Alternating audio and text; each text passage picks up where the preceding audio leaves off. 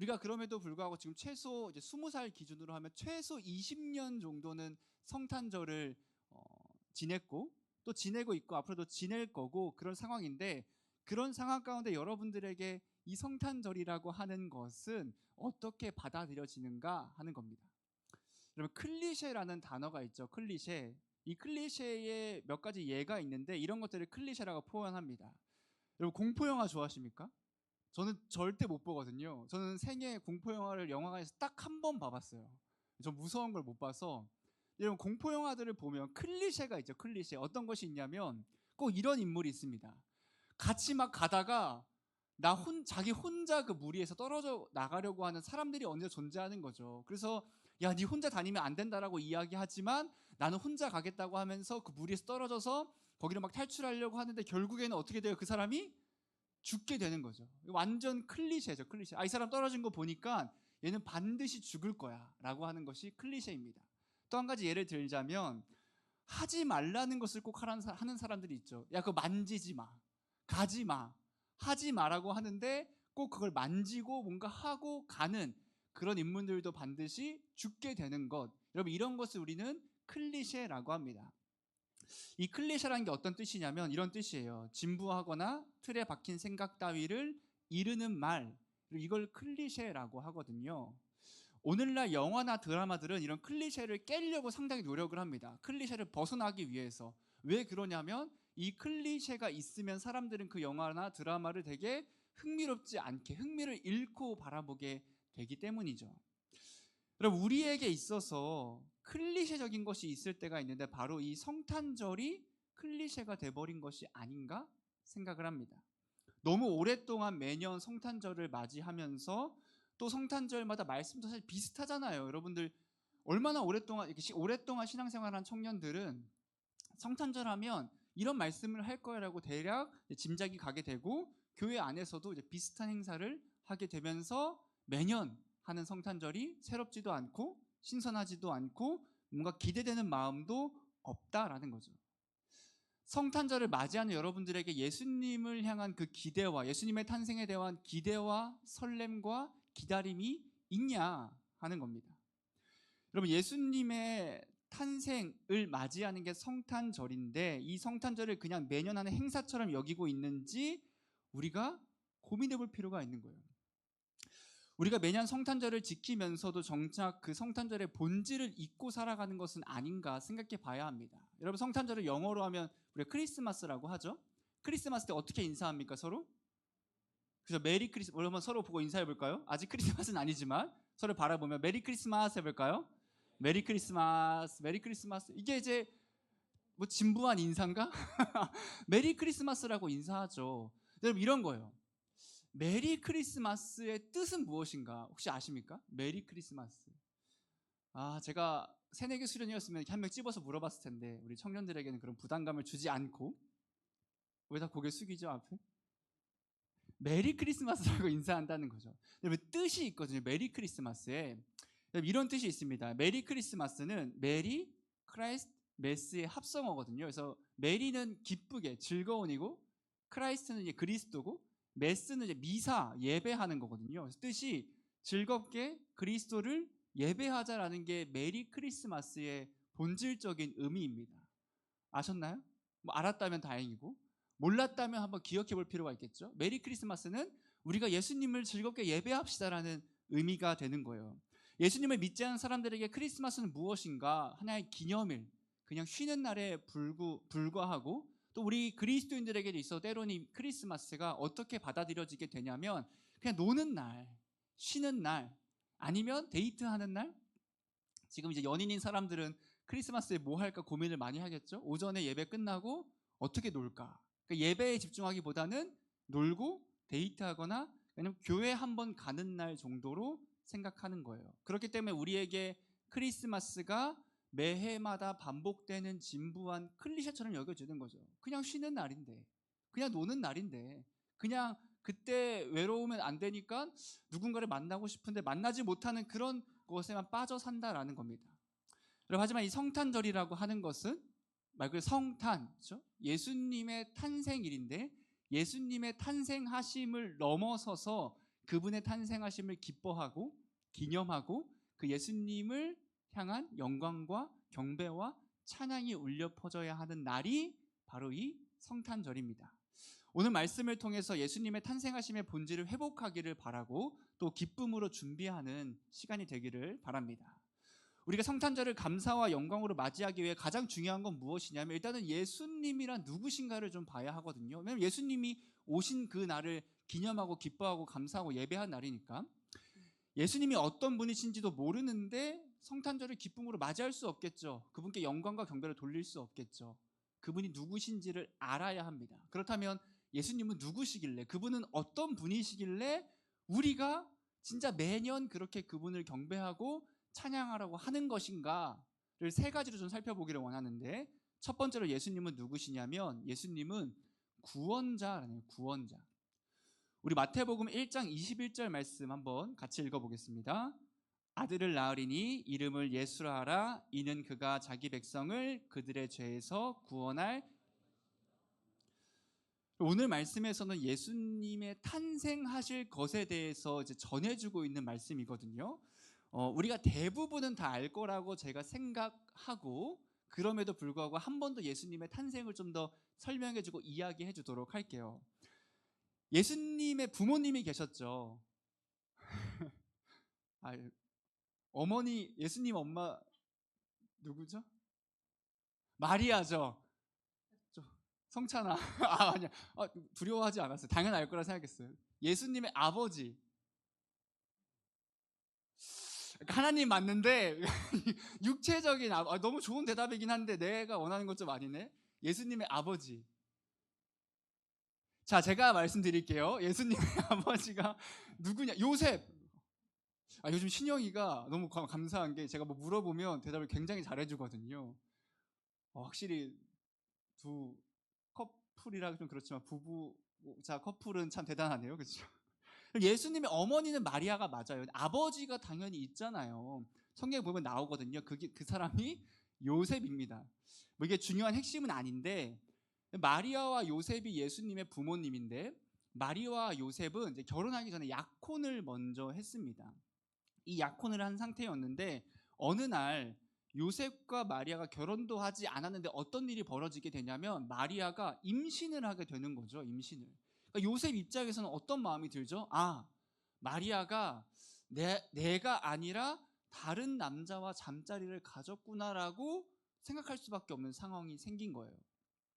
보통의 남자라면 그런 일을 보면 눈이 뒤집어지겠죠. 나랑 약혼한 사람이 어떻게 다른 사람의 아이를 임신해가지고 하면서 막 뒤집어 엎고 분노를 표출하고 난리가 났겠지만, 성경에서 요셉을 어떻게 말해주고 있냐면 그가 의로운 자라고 이야기합니다. 요셉은 의로운 자다라고 이야기하면서 이때 요셉에게 두 가지의 선택지가 생깁니다. 첫 번째는 공개적으로 마리아와의 관계를 끊어버리는 것, 공개적으로가 있고, 두 번째는 드러내지 않고 마리아와의 관계를 조용히 끊어내는 방법, 두 가지가 있었습니다.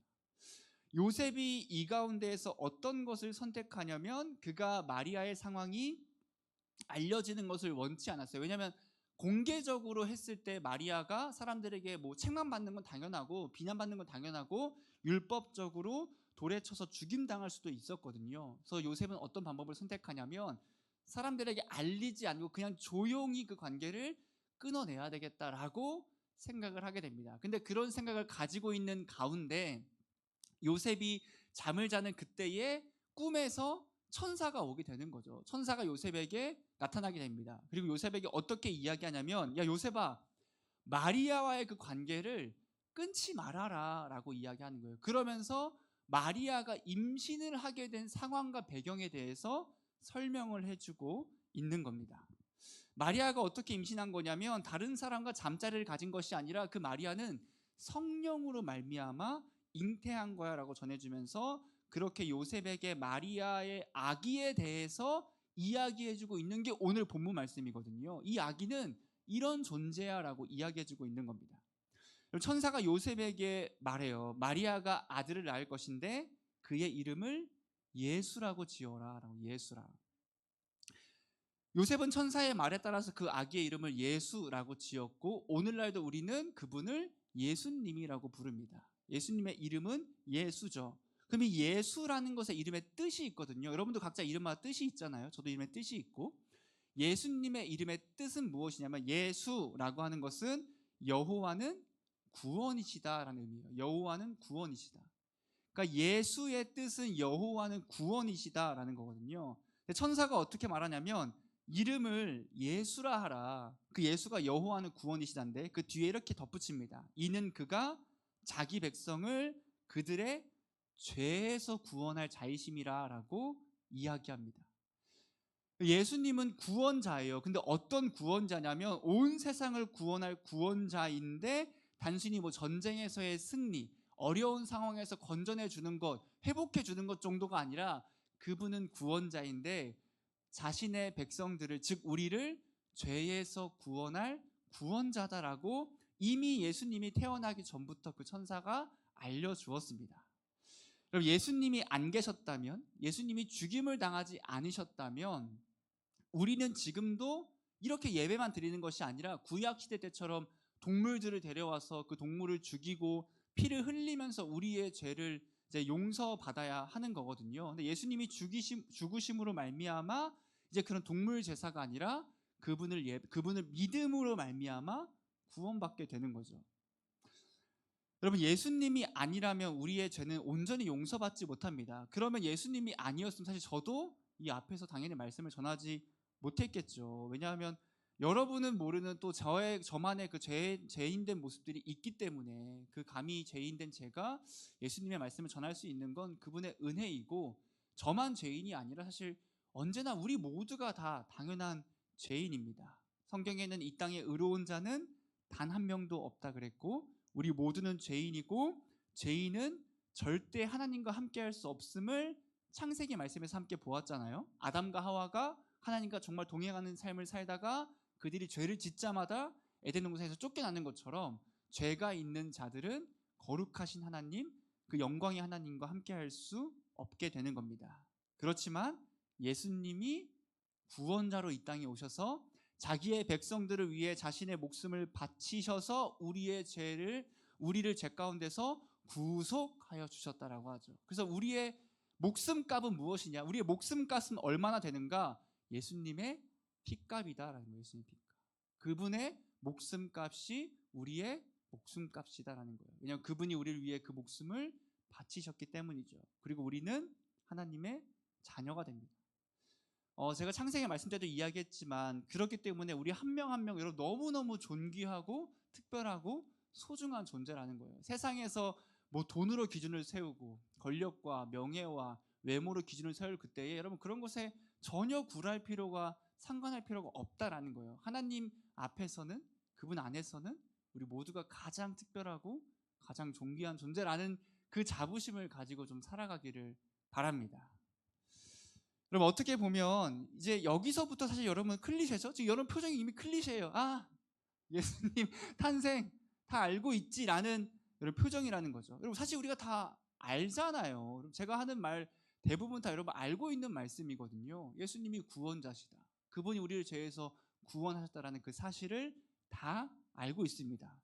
유치원 때부터 교회를 다녔다면 뭐 이미 유치부 때부터 20년 이상 여러분들이 들어왔던 당연한 말씀이 오늘의 말씀인데, 이 말씀이 매주 듣는 클리셰처럼 느껴질 수 있죠. 아, 또 저 말씀이네 생각할 수 있지만 여러분 이런 겁니다. 근데 왜 아는데도 불구하고 우리는 변하지 않는 것인가 하는 거죠. 아, 목사님 저도 압니다. 예수님이 우리의 구원자이신 거, 우리가 죄인인 거, 그분으로 말미암아 구원받는 거 다 압니다. 안다고 하는데 왜 우리는 아직도 여전히 죄 가운데 살아가고 정말 조금의 미동도 변화도 없이 살아가는가 하는 겁니다. 왜 예수님이 나의 죄 때문에 죽으셨다는 것을 당연하게 알고 있다고 말하면서도 왜 그 죄에서 벗어나기 위해 몸부림치지 않냐 하는 겁니다. 여러분, 예수님을 가장 사랑하는 것이 우리의 삶이 되어야 하지만, 우린 예수님에 대해 안다고 하면서도 예수님을 사랑하는 것이 아니라 세상을 사랑한단 말이죠.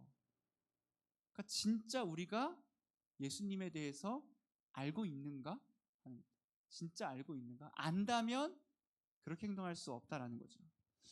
우리가 우리의 죄의 심각성을 알아야 합니다. 여러분, 죄의 삭은 사망이다. 제가 계속 이야기하죠. 죄의 삭은 사망이다. 사망이라고 하는 것은 육체적인 죽음뿐만 아니라 영원한 지옥에 간다는 거예요, 여러분. 우리의 죄의 삭이 영원한 지옥이에요. 여러분, 지옥이 어떤 곳인가? 성경에 보면 막 구더기 있고 불 지피고 해서 따뜻한 곳이 아니라, 그렇죠? 겨울인데 너무 좋네, 이런 거 아니겠죠?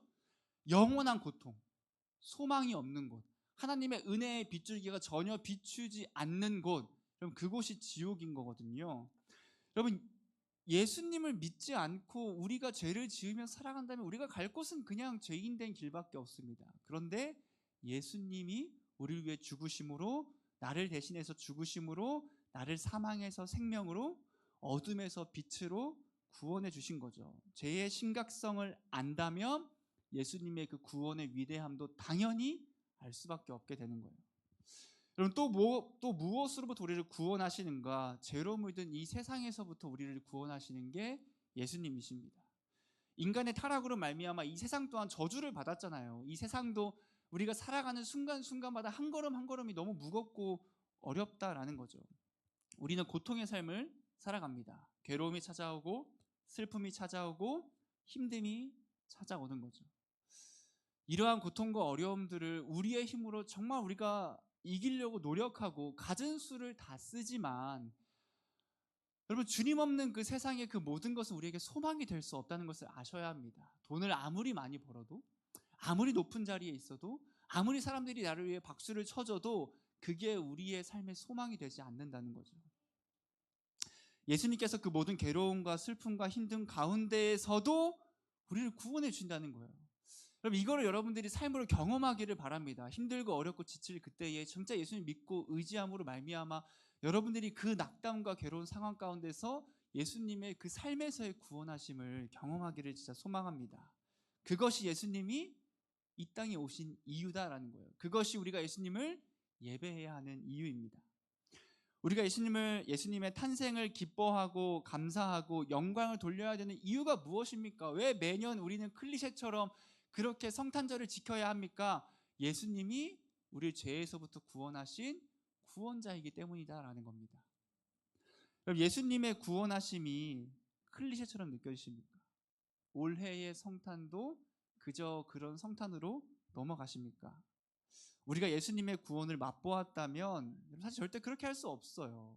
그렇게 할 수 없죠. 그분의 구원을 내가 맛보고 경험하고 그분으로 살아간다면 절대 이 예수님의 탄생하신 그 날을 하나의 진부하고 당연한 날로 살아갈 수 없습니다. 예수님께 구원의 은혜를 간절히 구하길 바랍니다. 그리고 나의 연약함과 더러움과 악함을 깨닫게 될 때 이런 나도 사랑하시고 구원하시는 그 구원자 되시는 예수님의 진짜 은혜를 경험하게 될 줄을 믿습니다. 두 번째로 예수님은 누구시냐면 예수님은 약속된 자예요. 약속된 자. 우리 1장 22절 말씀 한 번 더 같이 읽어보겠습니다. 이 모든 일이 된 것은 주께서 선지자로 하신 말씀을 이루려 하심이니 이르시되 라고 하고 있죠. 예수님이 탄생하신 그 사건은 뜻밖의 일은 아니었다는 거예요. 뭐야? 전혀 알려지지 않았던 사건이 갑자기 일어난 것이 아니라 아무런 언질도 없이 성육신하신 것이 아니라 그 모든 일이 된 것, 예수님께서 이 땅에 잉태되신 것은 이미 선지자로 하신 말씀을 하나님께서 이루려고 하심이라는 거죠. 여러분, 이미 구약 시대 때부터 하나님께서 선지자들을 통해서 예수님의 탄생을 계속 예언해 주셨거든요. 메시아가 올 거야, 메시아가 올 거야, 구원자가 올 거야 라는 것을 계속 말씀해 주셨습니다. 구약 당시에는 그 존재가 예수님이라는 존재인지는 명확히 알 수 없었지만 우리를 이 세상 가운데서 그 죄 가운데서 건져내실 메시아가 오시는구나, 오실 거구나라는 것을 구약 성경에서 계속 하나님께서는 선지자를 통해서 말씀해 주신 거죠.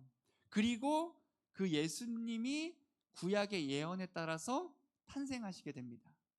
예수님은 어떤 분이시냐면 하나님께서 보내시기로 한 약속의 메시아라고 하잖아요.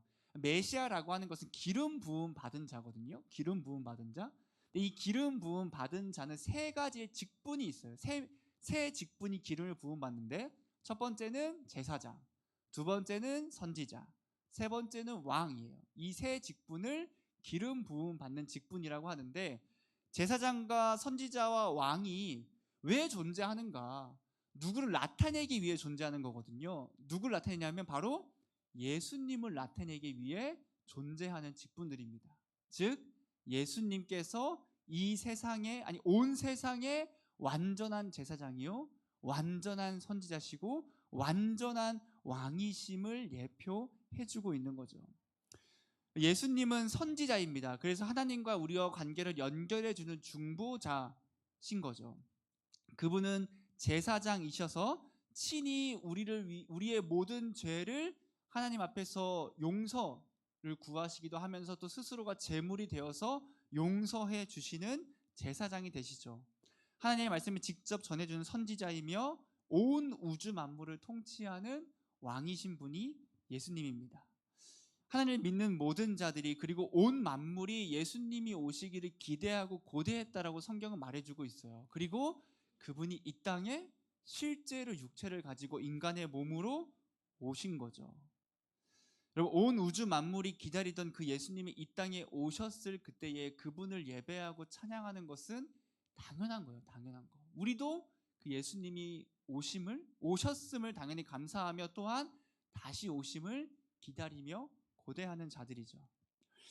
그럼 예수님은 구원자가 되실 뿐만 아니라 하나님께서 약속하신 제사장, 선지자, 왕이 되시는 분이에요. 그리고 우린 누구냐면 구원받은 그 예수 그리스도의 백성이 되는 거죠. 백성이 왕을 기다리고 그 왕을 찬양하고 왕을 경배하는 것은 당연한 겁니다. 예수님의 탄생하신 그 날을 하나의 진부하고 당연한 날로 여기는 것이 아니라 우리가 기대하고 소망하는 그 예수님을 바라보며 이 땅에 그 약속에 따라 오신 그 구원자 되시고 왕이 되시는 예수님을 우리는 찬양하고 경배해야 합니다. 마지막 세 번째입니다. 세 번째로 예수님은 누구시냐면 예수님은 하나님이세요. 하나님. 우리 23절 말씀 마지막으로 읽어보겠습니다. 보라, 처녀가 잉태하여 아들을 낳을 것이요 그의 이름은 임마누엘이라 하리라 하셨으니 이를 번역한즉 하나님이 우리와 함께 계시다 함이라. 예수님의 또 다른 이름이 나오거든요. 그의 이름은 임마누엘이라. 임마누엘은 구약의 이사야서에서 말씀을 이제 인용하게 된 건데, 이 임마누엘의 뜻이 무엇이냐면 하나님이 우리와 함께 하신다는 거군요. 그러니까 예수님의 이름이 임마누엘이고 그 임마누엘의 뜻은 하나님이 우리와 함께 하신다예요. 예수님은 하나님이시거든요. 그분은 하나님이십니다. 근데 그 하나님이신 분이 이 땅에 오셔서 친히 우리와 직접 함께 하시는 거죠. 여러분, 예수님은 완전한 인간이지만 또한 완전한 하나님이시고 그 하나님이신 분이 이 땅에 우리를 위해 오셨습니다. 근데 이게 진짜 말도 안 되는 거라고 제가 얘기했었죠. 왜냐하면 하나님은 죄인과 함께 할 수 없거든요. 그분 너무 거룩하셔서, 성결하셔서, 그분은 완전히 의로우셔서 빛 그 자체셔서 죄인과는 함께 하지 않으세요. 그 죄인인 그 존재들은 하나님을 쳐다볼 수도 없죠. 왜냐하면 그분은 거룩하시기 때문에, 완전하시기 때문에. 근데 함께 할 수 없는데 그러한 하나님께서 인간의 몸으로 이 땅에 직접 오셔서 군림한 것이 아니라 함께 일하시고 함께 밥을 먹으시고 함께 자고 가르치시고 치료하시고 동행하시고 우리를 위해 고난을 받으시고 죽으시고 부활하시고 승천하셨다는 거예요. 인간으로 오셔서 우리와 함께 하시는 것만으로도 말이 안 되는 건데 그냥 우리와 모든 삶을 함께 하시고 또한 어떻게 약속하시냐면 승천하실 그때에 내가 보혜사를 보내겠다, 성령을 보내겠다 약속하셔서 예수님은 승천하시고 그때 성령이 오시게 되고 지금도 성령께서 우리와 함께 하신다고 우리는 고백하죠. 그래서 우리를 여전히 가르치시고 회복하시고 인도하시고 보호하십니다. 그리고 그분은, 예수님은 다시 이 땅에 분명히 오신다라고 말씀하시고 우리의 소망은 그분의 오심을 기다리는 거죠. 기다리는 거죠. 우리는 하나님이신 예수 그리스도의 탄생을 기억하고 기뻐하며 영광과 경배를 당연히 드려야 하는 겁니다. 25일 크리스마스는 놀고 쉬고 데이트하고 여행 가는 그것이 본질이 아니라 기쁘게 예수님을 예배하는 것이 본질인 겁니다. 여러분, 성탄절은 예수님을 즐겁게 기쁘게 예배하는 날입니다. 그리고 예수님의 탄생은 구원의 서막과도 같아요. 즉 구원의 그 막이 착 열리는 것과 같은 거죠. 이제 막이 열리고 그 서막은 무엇이냐면, 그 시작은 무엇이냐면 임마누엘이라라고 합니다. 막이 착 열리면서 구원의 그 서막이 시작되는데, 그 시작이 무엇이냐면 하나님이 우리와 함께 하시는 것으로 시작하는 거예요. 하나님이신 예수님이 우리와 함께 하시고 영원히 우리와 함께 계시며 지금도 함께 하시고 앞으로도 함께 하실 겁니다. 우리가 잘 때나 일할 때나, 여러분들이 슬플 때나 기쁠 때나, 화가 날 때나 괴로울 때나, 진짜 언제 어느 때나 예수님은 우리와 함께 하세요. 그리고 이러한 하나님이신 예수님은 인간으로 오셨죠. 그래서 우리의 생각과 우리의 마음을 너무 잘 알고 계십니다. 여러분들이 겪고 있는 고난, 슬픔, 괴로움, 힘들어하는 것, 고민과 걱정, 의심과 불신과 원망들도 예수님은 이미 다 알고 계신 거죠. 네. 수많은 어려움들을 우리의 스스로의 힘으로 극복하려고 진짜 노력 많이 하죠. 여러분 정말 노력 많이 하잖아요. 세상에 성공하기 위해서, 잘 살기 위해서, 공부하고 취업하고 더 일하고 더 많은 것을 그 자격증을 따기 위해서 노력하면서 내가 이 세상에서 힘들고 괴롭지 않기 위해 정말 많은 노력을 합니다.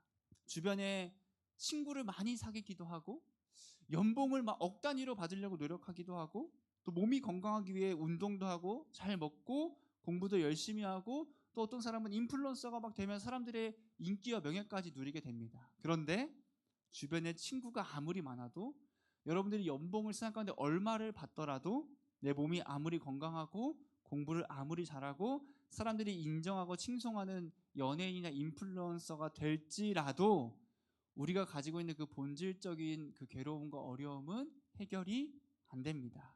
그렇게 혼자 있는 것만 같은 외로운 삶을 살 그때에, 여러분 진짜 어렵고 낙심될 그때에 예수님을 찾고 그 옆을 돌아보면 언제나 우리와 함께 계시는 분을 바라볼 수 있게 되는 거죠. 새내기 수련회 때 어떤 친구, 누가 질문한지 모르겠지만, 20살인지 누군지 모르겠지만 그런 질문을 했습니다. 삶이 너무너무 편안해서 하나님을 잘 안 찾게 된다는 거예요. 공감 좀 되시지 않습니까? 우리는 언제 하나님을 많이 찾냐면 힘들고 어려울 때 찾거든요. 그래서 힘들고 어렵지 않고 내 삶이 편안하면 하나님을 바라보지 않게 될 때가 있습니다. 근데 이거 사실 본질적으로 하나님을 잘못 믿고 있는 모습 중에 하나입니다. 왜냐하면 우리는 그분이 어려움을 도와주기 때문에 믿는 것이 아니라, 말했듯이 우리의 구원자이시고 그리고 약속된 자이시고 하나님 그 자체이시기 때문에 그분의 존재 자체를 믿는 거죠. 근데 그럼에도 불구하고 우리의 삶 가운데 하나님이 어려움을 주실 때가 분명히 있거든요. 그 어려움을 주신 데는 이유가 있습니다. 여러분, 괴롭고 어려울 그때 세상의 것으로 그 모든 걸 이겨내려고 하는 것이 아니라 정말 더 깊숙이 하나님을 의지하고 그분께 기도하고 그분의 말씀 가운데로 나아가기를 바랍니다. 그때 예수님이 함께 계심을 바라보기를 소망해요. 수많은 어려움들은 오직 예수님으로 말미암아, 그분의 복음으로 말미암아 회복될 줄 믿습니다. 여러분, 저의 말이 클리셰로 들리신다면 클리셰일 수 있어요. 그리고 여러분 그거 아십니까? 결국 세상의 모든 것은 다 클리셰가 될 수밖에 없습니다. 새롭고 기대되고 신선한 것을 하면 모두가 똑같이 따라하거든요. 그럼 결국 그것도 클리셰가 되는 겁니다. 중요한 게 무엇이냐면 클리셰와 진리를 구분할 줄 알아야 한다는 거예요. 여러분, 클리셰는 진부에서 계속 변하려고 하지만 진리는 변화하지 않습니다. 바뀌지 않습니다. 아무리 진부하다 그래도, 아무리 식상하다 그래도, 아무리 당연하다 그래도 진리는 변하면 안 돼요. 그렇죠? 진리가 변하면 그건 진리가 아니게 되는 겁니다.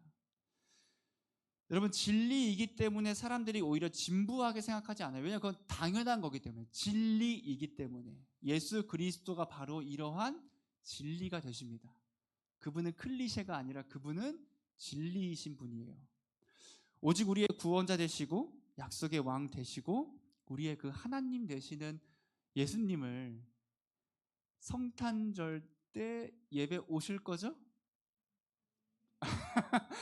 놀러 갈 생각이 있었다면 잠깐 접어놓고 여러분 예배하기를 바랍니다. 그리고 사실 그날만이 아니라 우리는 매 주일을 그리고 매일의 삶을 그 예수님을 찬양하고 예배하며 살아가야 합니다. 그렇게 그분의 탄생을 기뻐하고 감사와 영광을 돌리며 그 하루하루 예수님의 은혜와 사랑과 믿음으로 살아가는 우리 청년들이 되기를 주님의 이름으로 소망하고 축복합니다. 이 시간 함께 찬양하기를 원합니다. 찬양할 그때에 우리가 그 예수님의 아름다우심을, 그분의 높으심을 찬양하며 나아갑시다.